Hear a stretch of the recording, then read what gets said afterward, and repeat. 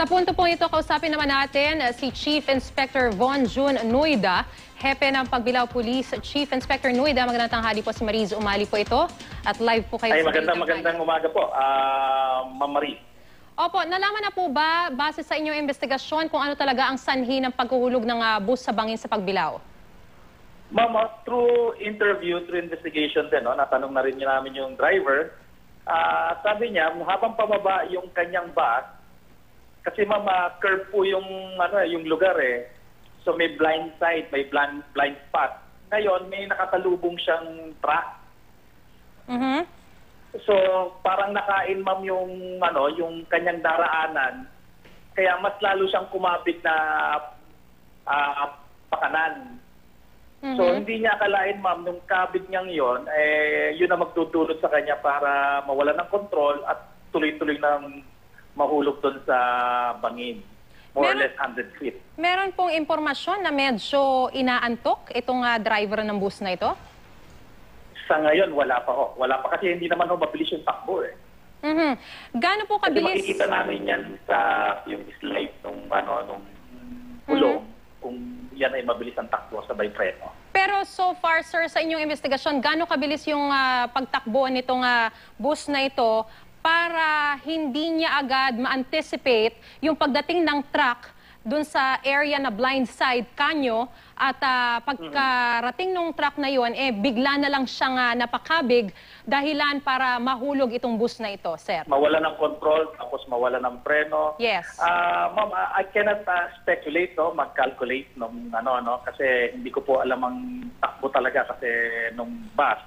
But ang nakita ko po dyan, umiwas siya kaya siya napakana ng gusto. Siguro mas gusto niyang ikana kaysa mabangga siya dun sa truck. So sa ngayon, sir, base dun sa pagsusuri nyo pa lang so far, hindi pa masasabi kung sino talagang may pananagutan sa aksidenteng ito? Yes, ma'am. Pero sa ngayon, siyempre, dahil meron namatay na 3 na male, kung ano man ang magiging investigation namin, yung magiging final investigation namin, doon po namin makikita, pag nakita ho namin yung driver na may pagkakasala, pwede ho namin siyang kasuhan ng reckless imprudence resulting to multiple homicide at saka multiple physical injuries. Kung makikita po namin doon sa ganung nabanggit niyo, nabanggit niyo po, sir, kanina na nakausap niyo na po yung driver. Yes, how about yung kumpanya yung may-ari ng bus? Meron po ba silang binanggit na sa inyo? Nakausap niyo na rin po ba?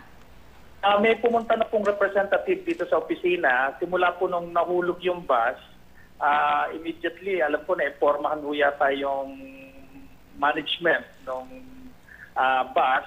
At nandun po sila ngayon sa ospital at inaasikaso po yung billings yata at saka yung mga namatayan.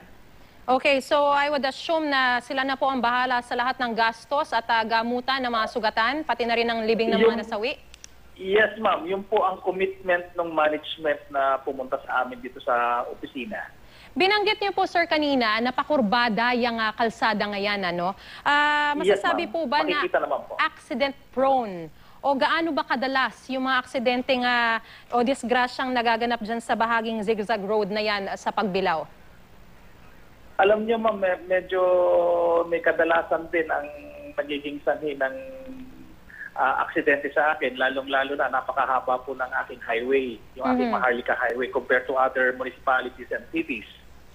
Kaya nga po, merong mga signages, katulong na rin ng DPWH, naglalagay po sila ng mga signages na laging mag-ingat, ganyan po ang ginagawa. But the problem, siguro ma'am, kung minsan yung ating mga drivers, both yung mga pampasahero, yung mga private, minsan sa pagod, minsan nakakaidlip yung iba. May mga report sa amin ganon.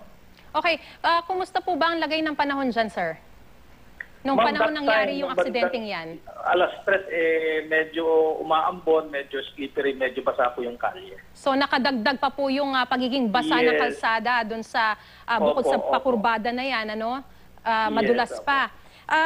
Opo. Kayo po ba nagtanong din o nag-imbestiga rin doon sa driver ng truck, sir, na sinasabi ng driver ng bus na nakasalubong niya? Yan nga po ang sad to say na yung driver, ma'am, hindi na ho namin nakita na locate.